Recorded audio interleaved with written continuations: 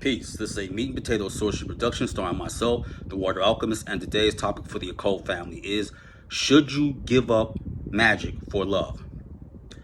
Now, I know many times some of us ponder that, but I will use an analogy and I hope you go on this verbal excursion with me. There is no way you should ever give up magic for love and companionship. I will tell you this story where I'm the star. In 2020, I was seeing someone at the time, and we kind of were in the process of really parting ways, but it was accelerated via demons because I did an initiation with the goddess Nyx, who is the daughter of chaos. And I kept like a short, I would say, journal or notepad where I had sigils and incantations. Now, what I had did was I went to the store, I come back, the individual I was with at that time had went through it and even showed a friend who there was no love lost between me and him. The notepad. So she goes on this rant about, you told me that you didn't practice witchcraft no more, and just was irate, was beside herself. So I'm looking like stone faced. I'm like, you said I told you I didn't practice witchcraft. Like, was I there when you said, was I there when I said that? Which I never said that. So needless to say, that was pretty much the end. And what was so amusing is that I went back out just to clear my head because I knew that I was going to have to make a move, because we got to remember in 2020 we know globally what was happening, so I don't have to refresh anyone's memory with that. So I come back again after clearing my head, and she was attempting to do this so-called hoodoo cleansing ritual, which was incorrect, with mop water and salt. So you would just think like, if anyone was running for half human, half demon of the year, I was one of the finalists. Trust and believe, I really was.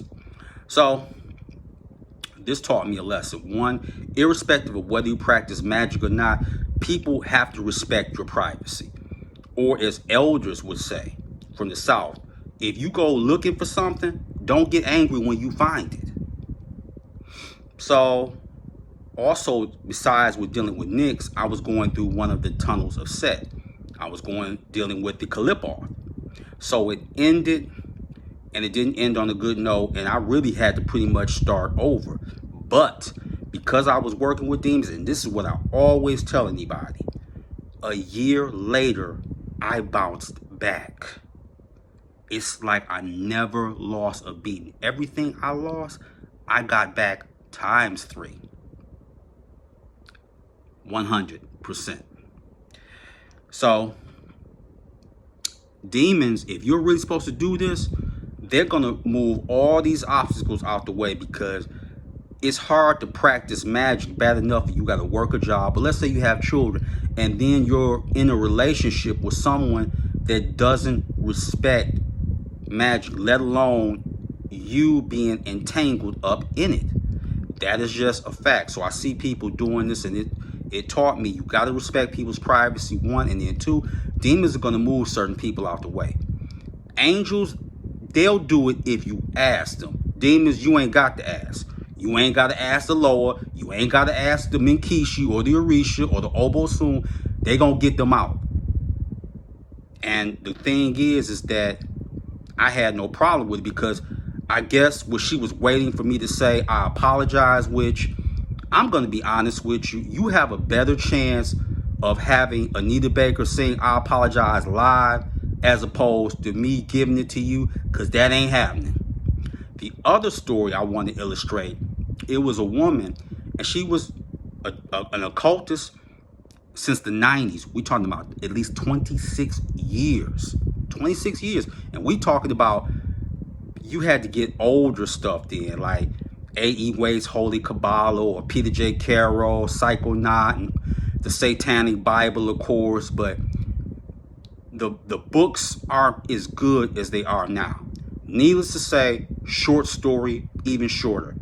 She ends up giving up Magick 26 years, almost 30 years, because her man did not approve of that. So she had to get rid of her books, her crystals, her tarot cards, all of that. All this, and I'm not trying to sound vacant, all this so you can share or occupy the same space with another person. As I always said, give yourself a year. Let me use this sports analogy. Austin Reeves, shooting guard for the Los Angeles Lakers, was an undrafted rookie from Oklahoma. 2 years later, what happened? He's the starter for the Lakers, and he just inked a deal for $56 million. That's why I always tell somebody, don't worry about if you're going to end up trending. If it's meant for you to be a sorcerer or witch, trust me, spirits are going to see that you trended. And that's going to be financially as well as companionship wise. And the spirits know exactly what you need, because what you want, no. Because you're going to let your emotions overtake you. A good book that talked about that was the Vodon Gnostic Workbook.